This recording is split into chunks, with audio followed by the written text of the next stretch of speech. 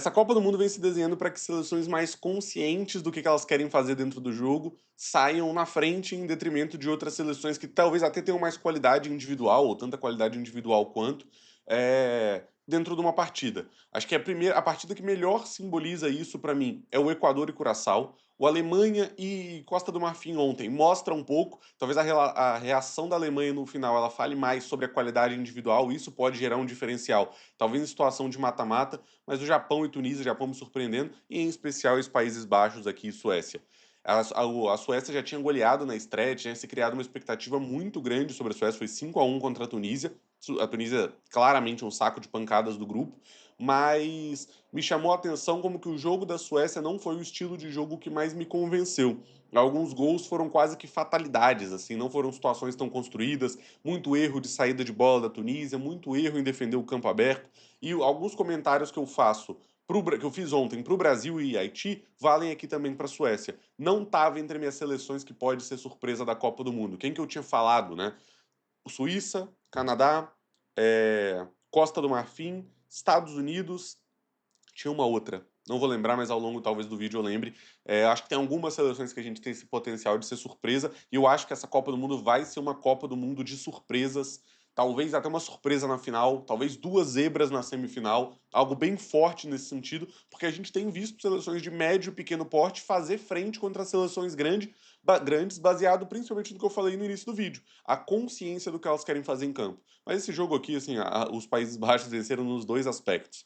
Me chama muita atenção esse cara, pra mim um fenômeno, um dos melhores laterais direitos do futebol mundial, me surpreende, assim, não surpreende completamente porque é o Real Madrid, mas a saída dele pro Real Madrid me surpreende como ele demorou a sair da Inter de Milão, como é que outros clubes não fizeram grandes propostas por ele, e se não me engano ou saiu barato ou saiu em fim de contrato agora pro Real. Um lateral direito de muita pisada, muita agressividade, que também sabe defender bem quando é preciso. Na estreia da Copa do Mundo contra o Japão me surpreendeu inclusive em alguns momentos o mapa de calor dele, vamos tentar pegar aqui, foi um mapa de calor até um pouco mais baixo, vamos ver aqui, contra o Japão. O Dumfries. Aqui tá até curioso, né? Porque o mapa de calor ele também pega só os toques do jogador na bola. Então, geralmente, quando o Dumfries recebia, já era mais no campo de ataque. Mas o Dumfries ele fez uma partida que ele iniciava muitas vezes fazendo a saída lá do lado dos zagueiros mesmo. Igual o Van de Ven estava fazendo do outro lado como lateral esquerdo, ele fazendo como lateral direito. E essa não é a característica dele. Nesse jogo contra a Suécia, a sensação que eu tive foi que o Koeman quis soltar um pouquinho mais essa peça dele. E aí, não à toa, ele escolhe o Malen para jogar pela direita. O Malen que não é um extremo, é um jogador que ele vai jogar muitas vezes de fora para dentro mesmo, pisando mais por dentro do campo, quase que como um segundo atacante para fazer companhia ao Broby, que foi um dos grandes destaques da partida. Eu acho difícil ele perder essa titularidade. 16 toques na bola só, 2 gols marcados, muita presença de área, um baita de um pivô, muito forte o centroavante, se não me engano ele é da base do Ajax. Enfim, ele tem uma carreira grande assim de categoria de base e ainda é um jogador muito novo, 24 anos, está hoje meio que dando o salto dele, indo para a Premier League, indo para o Sunderland, mas é um jogador muito forte. E aí o que, que eu chamo a atenção para Holanda? Enquanto tá todo mundo falando do trio de meias deles, né, De Jong, Gravenberch e Reinders, que é um trio de meio de muito alto nível, meu destaque fica pro ataque, em especial Gakpo e Summerville, que entrou ao longo da partida e mostrou que pode ser tanto um extremo de beirada quanto para pisar por dentro. O gol que ele faz contra o Japão é exatamente pisando por dentro, recebe por fora, vai cortando um pouquinho para dentro, o Dumfries ultrapassa, leva o marcador, ele corta e mete um golaço, e agora mostra que pode ser esse cara. O Gakpo é outro cara que tem muito essa característica também de jogar por fora e cortar para dentro. Eu já fiz um vídeo, deve ter um tempinho, acho que foi na época da Euro, como que o Gakpo é o Robin de pé trocado, né? É o Robin destro. Joga na esquerda de pé trocado, corta muito para dentro, finaliza bastante, e o Futimob aqui mostra, ó, foi um dos jogadores com mais toques na bola na área adversária, 6, empatado com alguém, e foi um dos jogadores com mais finalização, 5 empatado com alguém também. Não sei quem que foi o outro. Será que foi o Summerville? Jogou no segundo tempo. Não tem nenhum destaque aqui. Enfim, Gravenberch, Dumfries, acho que teria o destaque, pelo menos desse jogador. Então, assim, esse é o meu destaque da Holanda. Não acho que a Holanda é uma seleção que talvez brigue para título ou algo do tipo, mas é uma seleção que poderia, por exemplo, poderia complicar um pouquinho o caminho do Brasil. Principalmente porque, além de ter muita qualidade técnica, a gente vê um time que consegue entregar muita coisa, entrega velocidade Dumfries, Gakpo e Summerville, entrega força física, Van Heck, Van Dijk, Van de Ven e Brobbey, ou seja, muito difícil marcar gol de bola parada neles, por mais que o Japão tenha marcado um no último minuto, e entrega o lado técnico muito forte, Gravenberch, De Jong e Reinders. É como se fosse um time que se completa muito bem, diferente de outras seleções que vão tendo alguns buracos, né? A seleção muito de força, a seleção muito de velocidade, muito de técnica, é um time que bem conciso. Não gostaria de pegar eles na primeira fase, acho que esse é o que eu mais bato no martelo aqui, bato nessa tecla. Hoje na tabela, Países Baixos em primeiro, Brasil, se passar em primeiro, a gente pega o Japão em segundo lugar. Teoricamente, né? Acho que é o mais provável aqui. A Suécia venceu uma partida e perdeu a outra, ainda tem como classificar em segundo.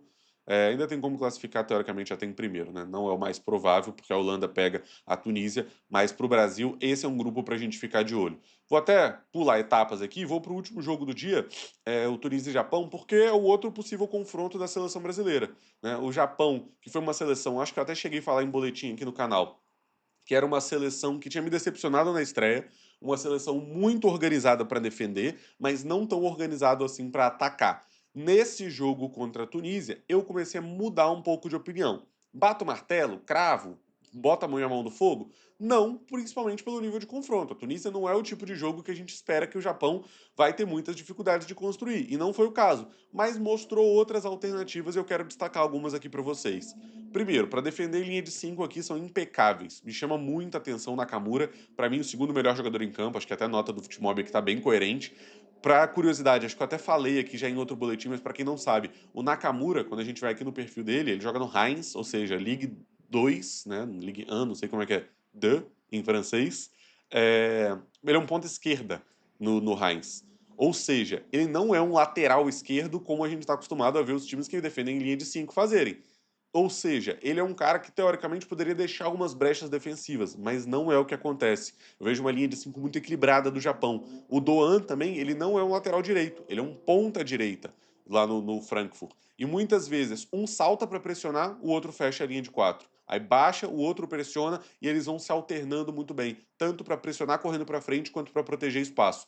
Gostei muito do Itakura, zagueiro do Ajax também, não foi tão exigido assim, mas corajoso para sair jogando, jogador com mais toques na bola, mais ações defensivas, 11 em determinada medida. A Tunísia começou a crescer um pouquinho mais e ele foi importante em proteção à área e obviamente é um time muito técnico e muito rápido, diferente do que eu falei da Holanda, que é um time completo. O time do Japão não é uma equipe tão física. Então a gente não vê eles procurando tantos duelos assim. É uma equipe que prefere muito mais acelerar e atacar rápido, em velocidade, com muitas ultrapassagens. E aí eu vou destacar principalmente o Nakamura e o Doan.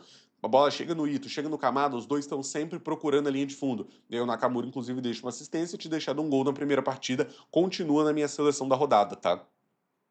Aliás, ganha minha seleção da segunda rodada, por enquanto na minha seleção da Copa. E quero destacar também o Ueda na frente. Marca um gol, marca 2 gols e ele é fundamental no gol do Kamada também. Ele faz um falso 9 genial, sai de posição, tira o zagueiro da Tunísia, o Kamada. Não, Kamada não, desculpa, o Ito infiltra e marca um gol, marca o quarto gol, se não me engano.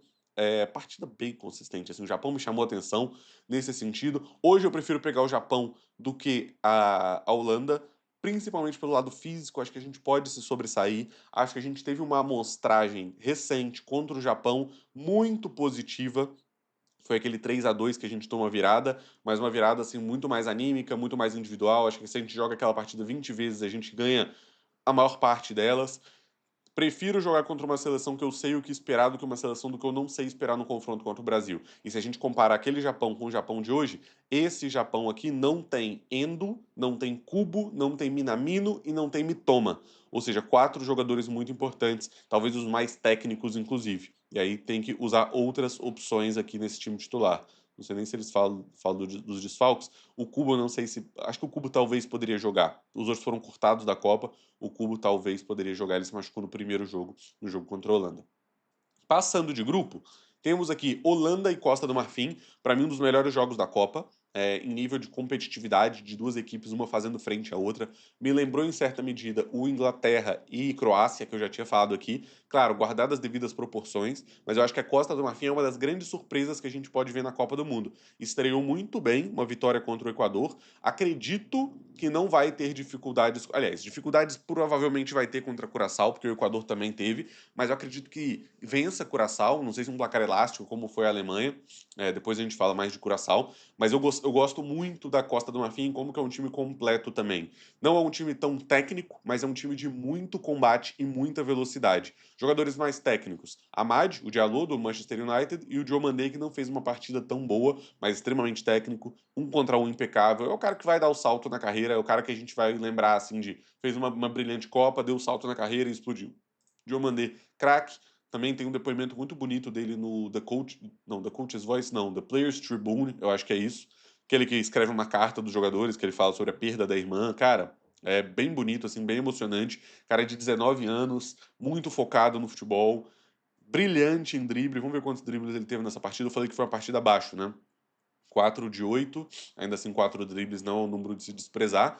E aí, os meus grandes destaques ficam para o Singô, lateral direito, muito forte, muito de ultrapassagem, defende muito bem. Vamos ver os números defensivos dele. Foram 5 ações defensivas, 3 cortes, 2 afastadas de cabeça, né? 4 recuperações de posse, uma interceptação, um desarme. Não são números que representam tanto assim a partida dele, porque ele é um cara muito forte, tira muito espaço, duela bastante. Vamos ver se tem os duelos dele aqui. Disputa 6 de 9, 67% de vitórias numa falta só cometida.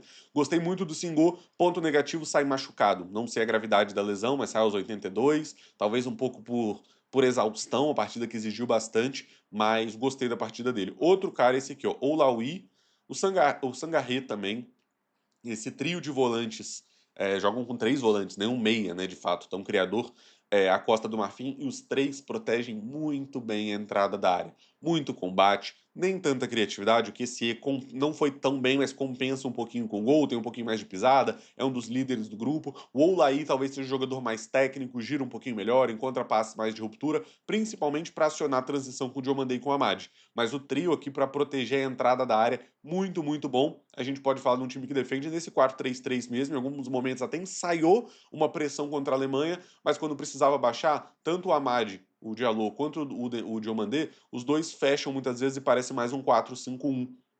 A gente está habituado a ver seleções que têm pontas de contra-ataque segurarem mais nos pontas no ataque para puxar mais a transição. Não é o caso tanto da Costa do Marfim, porque esses caras conseguem fazer os dois. Apoiam defensivamente, em especial com as subidas do Brown, um cara que exige bastante, mas também puxa um contra-ataque.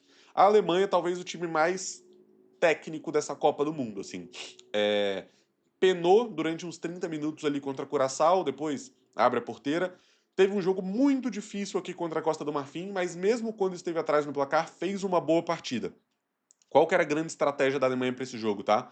Fazia uma saída de 3, Kimmich, Jonathan Tah e Schlotterbeck, 2 volantes, aliás, saída de 3 e um losango com 4 jogadores na frente. Pavlovic, primeiro volante, Nimetia, segundo volante pela direita, Brown, segundo volante pela esquerda, avançava por dentro, Musiala na ponta desse losango como um camisa 10. Sané numa amplitude, Wirtz na outra, e o Havertz de falso 9. Às vezes o Havertz até baixava para sair um pouquinho, né? Papel que o Cunha fez bastante, papel que o Harry Kane fez bastante também. Esse cara aqui tá marcado pelo zagueiro, baixa lá no meio de campo, gera dúvida no zagueiro, até onde que eu acompanho, até onde que eu não acompanho, mas a partir do Havertz um pouco abaixo. Os melhores do jogo para mim, tá? Nimetia, esse cara é o melhor da Alemanha na Copa do Mundo. Acho que já falei em outro boletim. Não conhecia tanto, conhecia só de nome de FIFA, assim, não acompanho tanto o campeonato alemão. Depois dessa Copa, quero acompanhar mais a fundo ligas europeias. Até quero saber o que vocês acham. Deixa um comentário aí se vocês gostariam mais de ver mais coisas sobre ligas europeias. Para mim, talvez tenha uma facilidade maior de cobrir futebol europeu do que futebol brasileiro. E eu sei que o futebol europeu agrega mais gente também. Futebol brasileiro, se eu falo do Flamengo, o torcedor do Fluminense não assiste. E aí fica meio difícil cobrir todos os times. Acho que o futebol europeu é algo que eu quero dar mais energia aqui para talvez a gente continuar esse boletim depois da Copa. Inclusive, para dar essa moral, deixa o like aqui embaixo, se inscreve no canal, me fala o que vocês acham desse formato. Eu tenho gostado muito desse tipo de produção que eu abro a janela, menos luzes. Eu vou até diminuir um pouquinho as luzes aqui, que eu acho que tá, em alguns momentos está estourando um pouquinho. Sem corte, mais fácil de editar, mais fácil de publicar, mais fácil de estar constante, falando do futebol de um jeito mais leve, sem precisar provar tudo com imagens dentro de campo, e que eu sei que muita gente tem feito quase que de podcast aí da Copa do Mundo. Eu tenho gostado muito de ouvir isso de vocês. Deixa nos comentários aí que eu acho super legal. E quem quiser apoiar mais, para eu ter esse recado e falar assim, poxa, vale a pena seguir com o projeto, vale a pena falar de futebol europeu, eu abri um clube de membros aqui, R$ 7,99, para vocês apoiarem o perfil aqui no YouTube. Já temos o nosso primeiro assinante. A galera vai começar a vir a peso, eu sei que é aos pouquinhos, e o meu objetivo é, quando a gente atingir 10 assinantes, vou sortear esse livro aqui, ó, o Além das Linhas, do Roberto Torrecilhas. Ele me mandou de presente. Analista do Palmeiras, faz parte da comissão do Abel Ferreira. Ele escreveu, fiquei super, super feliz que ele me mandou essa outra cópia aqui de presente. Eu comprei, fiz questão de comprar. Ele me mandou uma outra de presente. Eu falei, vou sortear para os membros, e eu quero sortear para vocês que estão apoiando um pouco mais. Quando a gente bater 10 membros, sorteio para vocês. E aí, poxa, você vai concorrer com mais 9 pessoas só. E a chance de você ganhar é muito, muito maior do que qualquer outro sorteio. E é um livro, tenho certeza, muito bacana. Quero estar sempre promovendo sorteios com vocês. Beleza? Mas continuando o vídeo, Nimete é muito completo, tá?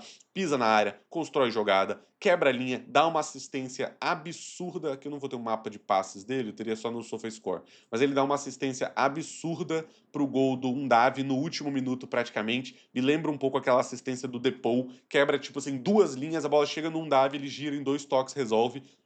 Tenho que falar dele daqui a pouco. E também é um cara muito, muito forte para proteger na profundidade. Essas linhas do mapa de calor mais na beirada e no campo defensivo, eu entendo que nem sempre foram vezes que ele baixou para jogar. Às vezes foram vezes que ele baixou para acompanhar, principalmente o Diallo, e venceu no duelo do Diallo, recuperava e aí saía jogando lá de trás. Duelos dele, 9 de 19, 47%, mas assim, 9 provavelmente foi o jogador que mais venceu duelos nessa partida.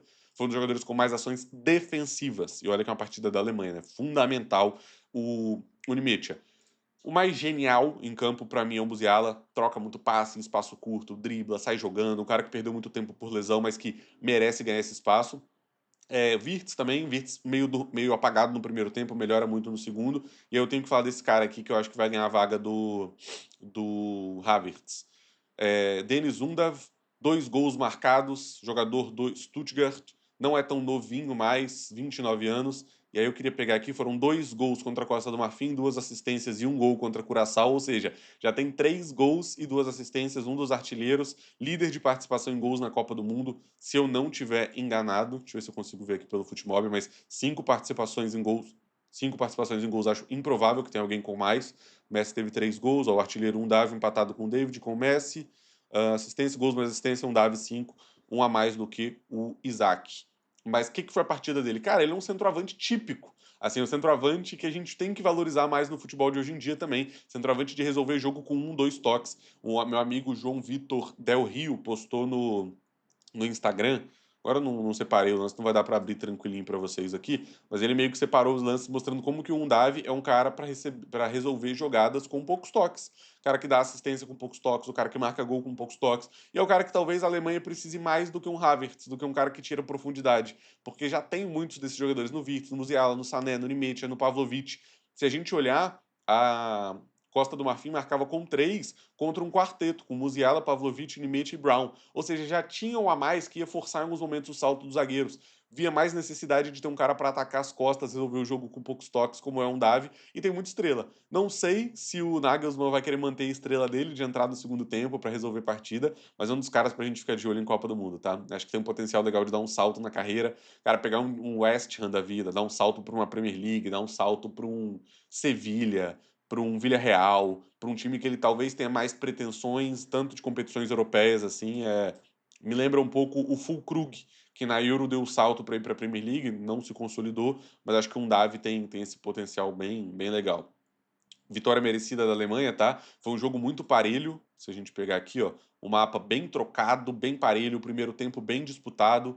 A Costa do Marfim marca esse gol com o Kessié, acaba se fechando um pouco mais, defende muito bem, busca mais as transições com o Diomandé e com o Diallo. No segundo tempo, a Alemanha retoma um pouco mais o protagonismo, marca o primeiro gol, vê a Costa do Marfim procurando algumas transições a mais e no último minuto com o Davi. Mas aqui a Alemanha já amassava, deixa eu ver se a gente consegue pegar as estatísticas do segundo tempo aqui, já amassava em chances, 1,27 gols esperados contra 0,47 no segundo tempo, 8 finalizações, 5 no gol contra 0, 19 toques dentro da área contra 15, ou seja, mesmo em transição aqui, a Costa do Marfim conseguiu algumas pisadas na área e poderia ter matado o jogo, tá? O Adingra, que entra no segundo tempo, muito bom jogador, inclusive, ele entra no lugar do Diallo, eu acho. Posso estar errado. Mas ele tem uma chance claríssima que era para bater de primeira, ou do Diomandé ou do Diallo. Eu acho que foi do Diallo. Chance claríssima que poderia ter marcado gol, enfim, decidido a partida. Não fez isso e pesa. Equador e Curaçao, quem tem o menos jogo que eu tenho menos comentários para fazer. Decepção, o Equador. Eu esperava esse mapa daqui mesmo. É, domínio total do Equador, 27 finalizações contra 10. Curaçao até finalizou bastante. Vamos pegar aqui as estatísticas completas. Esse jogo eu confesso que eu não vi com tanta atenção, assim como eu não vou ver os de hoje com tanta atenção, porque é meu aniversário hoje. Então ontem já saí para comemorar um pouquinho com minha noiva. Deixa uns parabéns aí nos comentários. Mas óbvio, quero pegar as partidas para ver sim as de hoje e amanhã tem boletim da mesma forma. Mas esse jogo eu vi com um pouco menos de atenção. Acho que o destaque que eu tenho para fazer é esse cara aqui, né? Room. Melhor atuação na Copa do Mundo até agora, porque ele combinou o que fez o Al Ais da Arábia Saudita com o que fez o Vozinha do Cabo Verde. Muitas defesas, foram 15 defesas, bateu, igualou o recorde do Howard da Copa de 2014, que ele Holanda, acho que foi isso, Holanda e Estados Unidos, ou Estados Unidos e Argentina, um desses dois jogos, fez 15 defesas, ele fez 15 defesas, evitou 2,27 gols esperados. E eu queria pegar aqui, defesas dentro da área foram 10. Aqui não vai ter, tipo, defesas difíceis, né? Mas eu acho que isso daqui é o que eu mais simbolizo, 2,27. Muitas defesas, muito bem. Joga no Miami FC. Deve ser um goleiro mais velho, porque 37 anos, assim como o Vozinha, é difícil dar um salto na carreira, mas acho que a gente vê o protagonismo dessas equipes que sabem o que querem fazer. Vou baixar o bloco, vou proteger, vou tirar espaço, vou contar com o meu goleiro, com bons protetores de área. O Obispo até joga em time maior, né? Joga no PSV, muitos jogadores que jogam no futebol holandês, né? E vou manter essa minha proposta, vou sofrer mesmo e os goleiros vão se sair bem. Daí, bom destaque para Curaçao, que conseguiu. Bom destaque para Costa do Marfim, que fez o jogo que queria, poderia ter matado a partida, não concluiu bem, mas competiu de igual para igual contra a Alemanha. Japão contra a Tunísia. Foi dominante também, muito preciso no que precisava fazer. E talvez o jogo aqui mais que me falo nesse sentido de seleções que sabem o que fazer, performarem melhor do que seleções que não sabem. É, a Suécia não tinha me convencido na estreia mesmo com a goleada contra a Tunísia e meio que confirma isso agora. Pro bolão de ontem, a gente mandou bem, tá? Bolão de ontem, a gente, cadê? Vamos arrastar aqui para baixo. Entreguei para vocês. Acabou que a gente perdeu aqui nesse Holanda e Suécia. Acho que eu vacilei em 1-1. Alemanha e Costa do Marfim a gente cravou o placar. Esse jogo tinha botado 3-0, acho que todo mundo caiu junto com a gente no bolão, e que eu tinha botado 2-0 do Japão, não esperava uma goleada tão aberta, porque o Japão não tinha me convencido tanto na estreia assim. A Holanda também não tinha me convencido tanto na estreia, por isso 1-1 aqui. Agora a Holanda confirma um pouquinho mais, o Japão também ganha essa força para mim, 4-0. Pros jogos de hoje, tá? Espanha e Arábia Saudita. Não acho que a Arábia Saudita vai se expor tanto, principalmente porque consegue um empate contra o Uruguai, se consegue um empate contra a Alemanha e se consegue uma vitória, como tende a ser contra Cabo Verde, acredito que pode passar. Acredito não, passa provavelmente 5 pontos, mesmo que perca para a Espanha 4 pontos, passa como um dos melhores terceiros. Acho que os terceiros vão passar geralmente quem conseguiu vencer uma partida ou empatar mais de uma partida. Isso vai ter muito valor e a Arábia Saudita vai vir fechadinha. Não acho que marca gol. Espanha, acho que marca, mas não acho que marca muitos. Eu vou com o 2-0, porque eu acho que mesmo se a Espanha marca um gol, a Arábia Saudita não vai querer sair para o contra-ataque, porque não vai querer sair tanto para o jogo para não se expor, porque pode, por exemplo, perde de 2-0 para a Espanha, o Uruguai perde de 2-0 para a Espanha, a Arábia Saudita consegue ganhar no saldo contra Cabo Verde. Acho que essa pode ser a esperança. Essa Copa do Mundo tem se feito muito em cima de saldo de gols. E eu acho que a Arábia Saudita pode procurar isso. Vou no 2-0 porque eu também não quero subestimar demais a Espanha. Não quero superestimar nem subestimar, acho que o 2-0 tá bem legal. Yamal e Nico acho que vão jogar, vão ter mais minutagem. Eu ouvi falar que o Yamal deve ter 60 minutos, então deve começar de titular, então acho que desequilibra mais de uma seleção que depende muito dos pontas. Bélgica e Irã, acho que vai ser um jogo mais disputado do que muita gente imagina. O Irã procurando muitas transições, o Rezaian, lateral direito, fez uma partidaça contra a Nova Zelândia. Foi assim que o Irã conseguiu se criar. Acho que marca um gol. Para mim, isso é partida para ambas marcam. E a Bélgica é uma equipe que pode se complicar. O 1-1 ou 2-1 para mim é o ouro aqui. Jeremy Doku talvez não jogue. para acompanhar o nascimento do filho dele. Parece que teve até o. Eu entendi como uma criticazinha assim do técnico da Bélgica falando sobre ele. Não vou ter a notícia aqui, vamos ver se a gente acha aqui. Do Jeremy Doku. Recebe críticas por querer ir ao nascimento do filho durante a Copa. Um jornalista diz que é o momento em que o pai é completamente inútil. E, cara, o Jeremy Doku é um cara extremamente centrado no futebol, mas é um cara muito vida pessoal, muito focado em família. E, poxa, tem todo o direito dele. É, Então, cara, tô fechado, assim, com o Doku. Mas o técnico, eu não sei se vou ter aqui. Ahn, Aqui foi o Doku, não sei se vai ter depoimento do técnico, mas eu tenho a impressão que o técnico falou alguma coisa do tipo também, ou posso ter me confundido. E aí, acho que não vai jogar com ele, deve ir com o De Bruyne, com talvez o Lukaku, que entrou bem na última partida, mas a Bélgica não me convenceu tanto na estreia contra o Egito. O 2-1 ou 1-1 também é legal, mas o meu foco aqui é ambas marcam.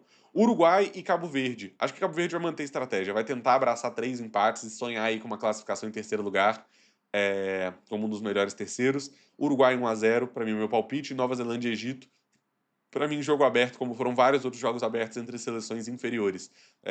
Irã e Nova Zelândia, um 2-2. Eu gostei muito do Just e do Chris Wood, uma seleção que se defendeu bem até, procurou muito bola longa, procurou muito o Chris Wood para fazer o pivô e o Just para atacar. Para mim, vai ser a mesma estratégia contra o Egito, uma seleção bastante física.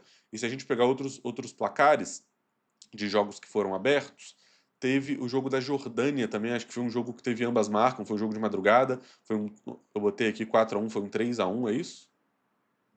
Isso, foi um 3-1, o placar grande aqui é o que foi. É, Tiveram outros jogos, acho que o Iraque e Noruega, acho que a Noruega ainda é bem favorita, mas aqui o 2-2 que eu comentei, o Uruguai 1-1, o Egito marcando gol, a Tunísia marcando gol, quase sempre seleções menores marcando gols também, e por isso eu acredito até muito no ambas marcam.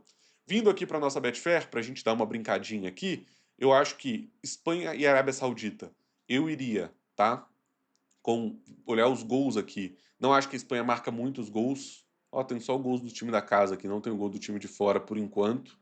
É, Cara, talvez a Espanha menos 3,5 gols, para quem gosta, o under acho que é correr um pouquinho de risco, mas talvez, cadê o ambas marcam não a 1,4.